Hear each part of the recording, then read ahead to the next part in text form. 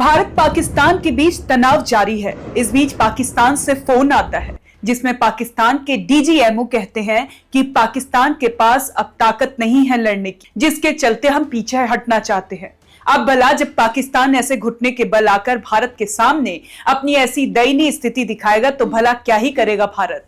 भारत ने फिर cease fire का ऐलान कर दिया। उसमें तय हुआ कि दोनों तरफ से फायरिंग नहीं होगी, लेकिन कायर पाकिस्तान ने ऐसा नहीं किया। बातचीत के 4 घंटे ही बीते थे कि पाकिस्तान ने बॉर्डर लाइन पर फायरिंग शुरू कर दी। ONOG न्यूज ने जब ग्राउंड रिपोर्ट में जाकर लोगों से जानने की कोशिश की तो भारतीय ने साफ कह दिया कि पाकिस्तान की कथनी और करनी बहुत अलग है, वो अपनी हरकतों से बाज नहीं आएगा। सुनिए क्या कुछ लोगों ने कहा। वो युद्ध विराम नहीं होना चाहिए, मार के बर्बाद बताओ। अभी कार्रवाई और बढ़नी चाहिए थी, बढ़नी चाहिए, रुकना नहीं चाहिए। पाकिस्तान जो है बिल्कुल पाकिस्तान को ख़त्म कर देना चाहिए। मैम पाकिस्तान गंदा देश है, बार बार कहने के बाद वो उल्टे काम करता है। मेरे हिसाब से तो एक बार में ही ख़त्म कर देना चाहिए। आधा पाकिस्तान खत्म होना चाहिए, तब पता चलेगा कि हाँ कार्रवाई हुई है। अब सवाल उठता है कि ये डीजीएमओ कौन होते हैं, क्या करते हैं और क्या इनकी बातों से दोनों देशों के बीच युद्ध रुक सकता है। आइए जानते हैं इसके बारे में। डीजीएमओ यानी director general of military operation भारतीय सेना में एक बहुत ही अहम पद होता है।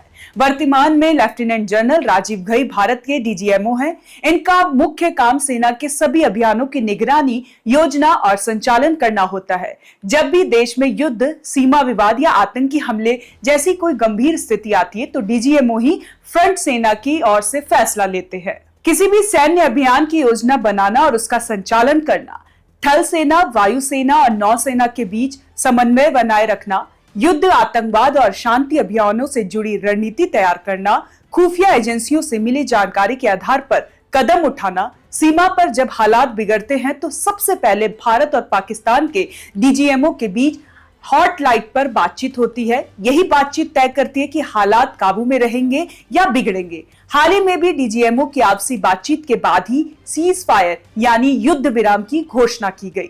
सीज फायर यानी युद्ध विराम जब दो देश आपसी सहमति से सीमा पर चल रही गोलीबारी या युद्ध जैसी कार्रवाई रोक देते हैं तो उसे सीज फायर कहा जाता है। इसके लिए किसी संधि की जरूरत नहीं होती, बस दोनों देशों की आपसी सहमति काफी होती है। अब बात करते हैं डीजीएमओ को कितनी सैलरी मिलती है। डीजीएमओ आमतौर पर लेफ्टिनेंट जनरल रैंक के अधिकारी होते हैं।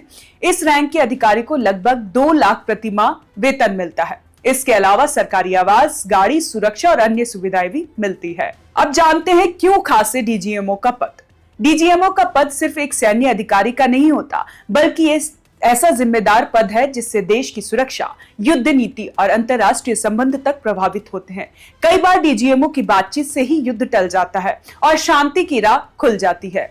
हाल ही के घटनाक्रम में जिस तरह से डीजीएमओ की बातचीत से युद्ध टला, उसने एक बार फिर इस पद की अहमियत को साबित कर दिया है। तो कैसी लगी आपको ये जानकारी, हमें कमेंट कर जरूर बताएं और देखते रहें one nation one group news.